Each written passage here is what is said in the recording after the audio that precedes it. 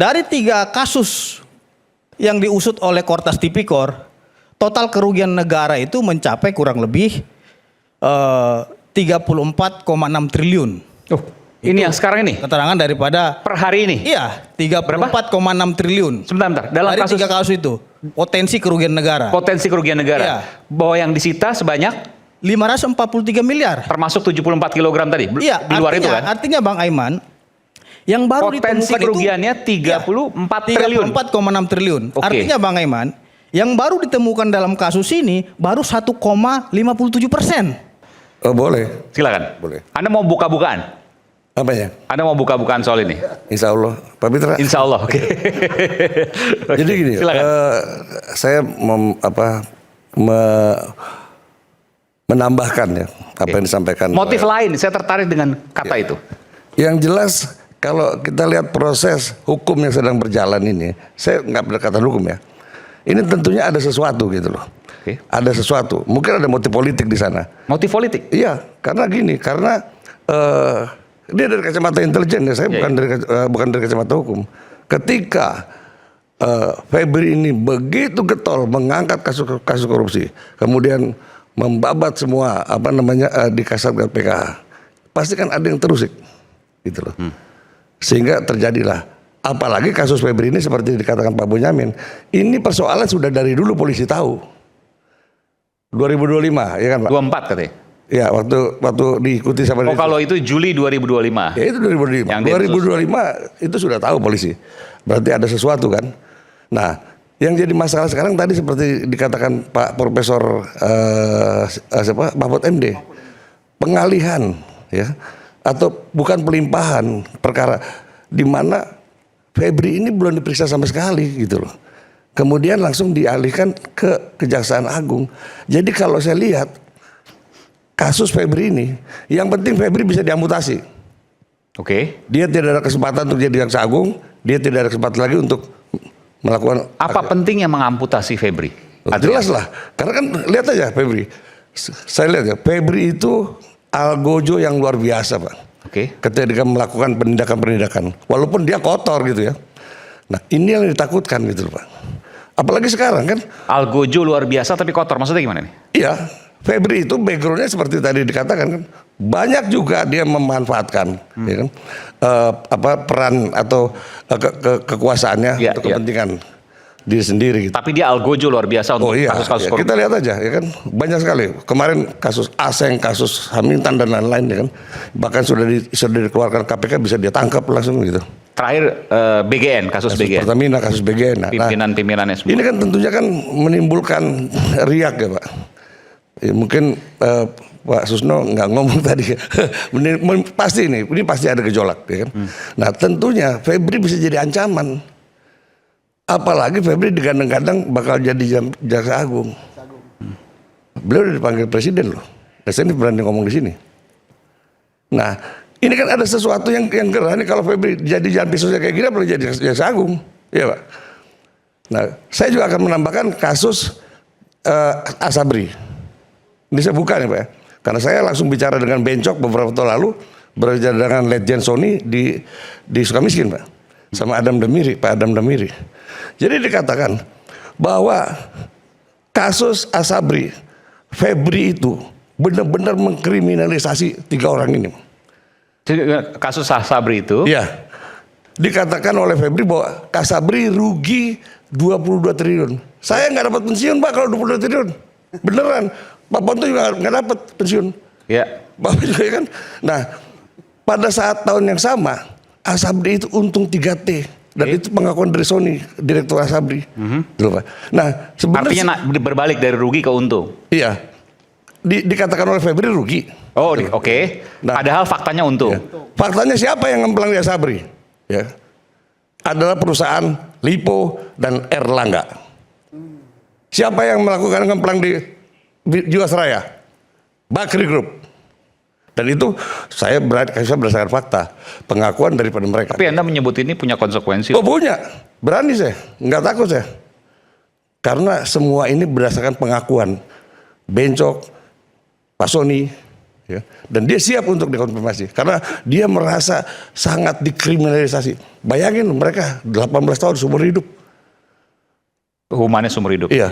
Dan bencok. Nah, apa kaitannya dengan FA, dengan Febri Adriansyah? Ya dia kan itunya, penyidiknya. Jadi ini serangan balik maksud Anda?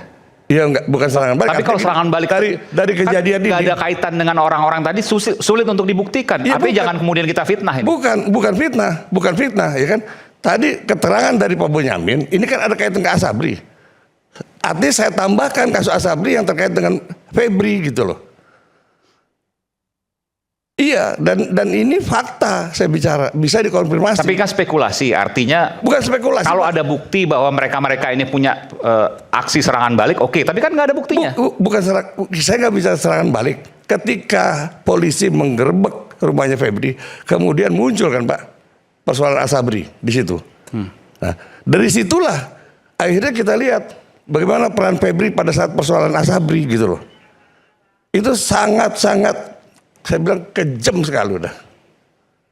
Itu aja. Ada banyak musuhnya FA di situ.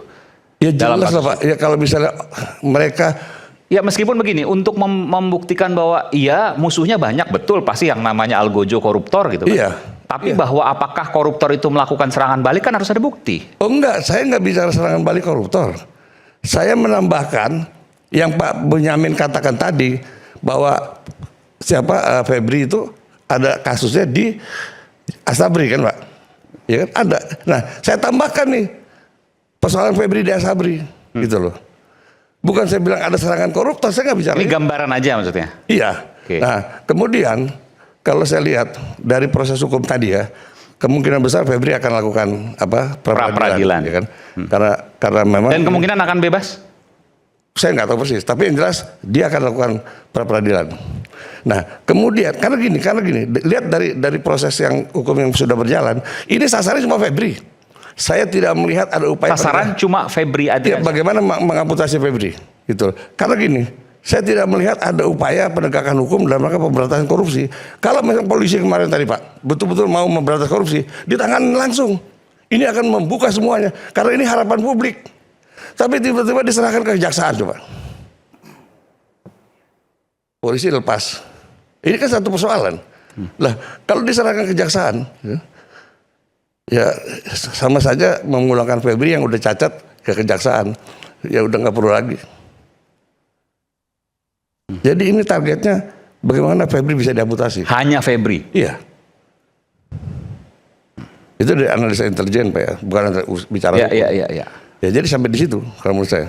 Nah, tadi kalau bicara kunci mengunci, ya kalau di Intel itu semudah membalik telapak tangan Pak, ada sekolahannya.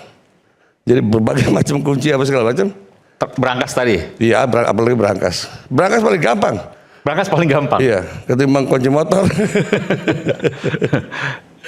Penggalangan tadi Iya. yang dilakukan. Oke, ada komentar soal itu silakan, Bung Mitra. Baik, terima kasih Jadi Bang Arman. ngeri-ngeri sedap apa yang disampaikan oleh Bung Ya, Febri saya Rajasa. ingin menanggapi.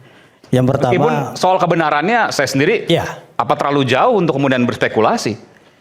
saya kira keterangan Jangan sampai daripada acara ini menjadi fitnah. Iya. Saya kira yang disampaikan oleh Bang Sri itu keliru. Karena apa? Kalau memang sasarannya hanya Febri, hari ini kita lihat tersangkanya ada 2. Jadi kalau dibilang Febri ini adalah Algojo, pertanyaannya kenapa dia mengkhianati rakyat? Kalau dibilang banyak musuh-musuhnya, kalau dia bersih, rakyat akan bersama-sama dia. Tapi persoalannya dia hianati amanah yang diberikan rakyat kepada dia untuk memberantas korupsi. Saya nggak bilang Febri bersih Pak, itu aja. Iya, artinya Algojo banyak yang ingin memusuhi dia, kan begitu? Ya nggak Algojo dalam arti kata. Iya, terlepaslah dia Algojo, tukang bantai dan lain-lain, tapi dia sendiri nggak bersih, kan begitu? Ya, memang nggak ada yang bilang dia bersih. Iya. Tapi dia artinya- banyak musuhnya, menurut Pak Sri itu. Ya jelas lah. Oke. Artinya kita sepakat bahwasanya EPA ini telah mengkhianati presiden dengan dia melakukan tindakan-tindakan yang mengkhianati rakyat. Bang Aiman, yang pertama saya ingin mengapresiasi Kortas Tipikor ya. Ini sebenarnya kasus ini dari 8 Mei 2024. Oke. Ya. 2 tahun persis itu. Iya, sudah tahun lebih diikuti bahkan. dan sudah dimonitor terus, kan begitu. Jadi ini kasus diselidiki juga, dari 8 Mei 2024. iya, jadi kasus ini, Anda punya data valid soal itu ya? iya, jadi kasus ini nggak segampang apa yang kita pikirkan. Jadi Kortas Tipikor juga sangat hati-hati betul dalam menangani kasus ini. Oke. Karena apa? Karena di sini yang ingin ditelusuri itu dalam 3 kasus besar itu ada keterlibatan daripada aparat penegak hukum, seorang ahli hukum, kan begitu. Jadi kalau memang Kortas Tipikor kemarin tidak buru-buru mengamankan itu barang bukti dan 74 kg emas, saya kira itu akan hilang secepat kilat. Makanya mereka ini mengawasi dan memonitor kasus ini sudah 2 tahun lebih. Itu harus kita apresiasi, kinerja luar biasa daripada penyidik Kortas Tipikor dan bekerja sama dengan Polda Metro Jaya. Yang menjadi persoalan adalah saya ingin jawab daripada keterangan Bang Sri tadi, kenapa berkas ini dilimpahkan kepada Kejaksaan Agung, kan begitu. Jadi di dalam undang-undang tentang kejaksaan, di dalam pasal 8 ayat 5 itu dikatakan untuk pemeriksaan, pemanggilan, ya, penahanan dan tersangka harus izin Jaksa Agung. Jadi dilema juga nih Polri. Ya, kalau seumpamanya Polri tidak menyerahkan kepada kejaksaan, Nggak bisa ngapa-ngapain. wah, undang-undang mengatakan harus izin dulu ke Jaksa Agung. Kamu Walaupun siapa? proses penyelidikan dan penyidikannya di kepolisian. Itu bunyi perintah undang-undang kejaksaan. Ya kalau memang Anda keberatan silakan judicial review pasal 8 ayat 5 undang-undang kejaksaan. Enggak mesti harus minta persetujuan terlebih dahulu kepada Jaksa Agung. Maaf Bung Mitra, sudah Ya. diuji di Mahkamah. Oke, sudah diuji. Saya tahu Dan putusan putusannya MK nomor MK 67. Putusan tentang Mengatakan bahwa kalau pidana khusus maka tidak perlu izin Jaksa Agung. Yes. Udah. Itu kan pengecualiannya. ini pidana khusus. Itu mak kursi kan pidana khusus. Iya, enggak, tunggu dulu. Saya kan belum selesai nih Oke, bicara. Makanya Oke. biar saya ingatkan. Tolong jangan dipotong dulu. Saya kan masih menjelaskan di sini. Oke. Putusan MK nomor 67 itu ada beberapa pengecualian. Kan gitu. Yang pertama tindak pidana khusus, ya. Yang kedua adanya Ini disebut khusus ini. bukti permulaan yang cukup, ya, kasus korupsi kayak Korupsi gini. khusus, ya. oke. Bukti permulaan yang cukup, 2 alat Iya, iya, bukti. betul. Kan begitu. Dan dikhawatirkan si pelaku tersebut menghilangkan barang bukti. Itu poin-poin daripada putusan MK nomor 67 tadi. Hari ini banyak yang mempersoalkan antara penanganan yang dilakukan oleh Polri dengan tersangkanya itu adalah mantan Jampitsus. Orang menganggapan bahwasanya ini adalah perang bintang dan ini perang institusi. Ini juga yang harus dijaga oleh Polri. Jangan sampai orang menganggapan, oh ini adu kuat nih antar institusi, padahal tidak. Yang dibantai itu adalah oknum. Yang kata netizen itu adalah maling teriak maling. Artinya dia memberantas korupsi padahal yang bersangkutan juga melakukan perbuatan tercela. Bagaimana didukung rakyat seperti itu? Kalau dia bersih, rakyat pasti akan mendukung dia 100%. Nggak usah dia takut musuh dia siapapun, mau koruptor dan lain-lain, pasti dukung rakyat. Dan saya yakin Pak Prabowo telah mengetahui ya langkah-langkah yang dilakukan oleh Kortas Tipikor ini. Dan Pak Prabowo juga saya kira ini sangat kaget sekali ketika ditemukan uang dengan total 543 miliar. Bang Aiman, dari 3 kasus yang diusut oleh Kortas Tipikor, total kerugian negara itu mencapai kurang lebih 34,6 triliun. Oh, ini yang sekarang ini? Keterangan daripada Per hari ini? iya, 34,6 triliun. Sebentar. Dalam Dari kasus 3 kasus itu, potensi kerugian negara. potensi kerugian negara. Iya. Bahwa yang disita sebanyak 543 miliar. termasuk 74 kg tadi. Iya, Di luar artinya, itu kan? Artinya Bang Aiman, yang baru Potensi ditemukan kerugiannya itu 34 triliun. 34,6 triliun. Oke. Artinya Bang Aiman, yang baru ditemukan dalam kasus ini baru 1,57%.